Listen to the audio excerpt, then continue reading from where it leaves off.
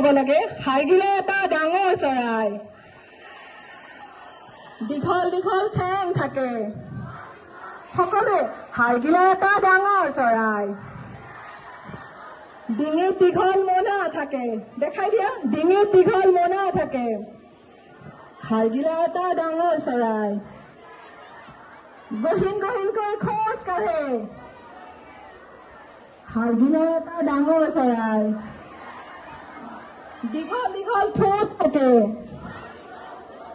ইয়াক কোনেও নামাৰিবা দেখাই দিয়া ইয়াক কোনেও নামাৰিবা গছ গছনি নাকাটিবা আমাৰ যেনেকৈ ঘৰ থাকে just imagine হাইগিলা has a nest here এই তাতে just imagine আমাৰ যেনেকৈ ঘৰ থাকে আমাৰ যেনেকৈ ঘৰ থাকে হাইগিলাতো ঘৰ থাকে আমাৰ যেনেকৈ পৰিয়াল থাকে হাইগিলাতো পৰিয়াল থাকে আহা আহা বন্ধুসকল আগুৱাই আহা হাইগিলা সংৰক্ষণ কৰি আমাৰ অসমৰ গৌৰৱ বৃদ্ধি কৰোঁ আহা হাইগিলা সংৰক্ষণ কৰি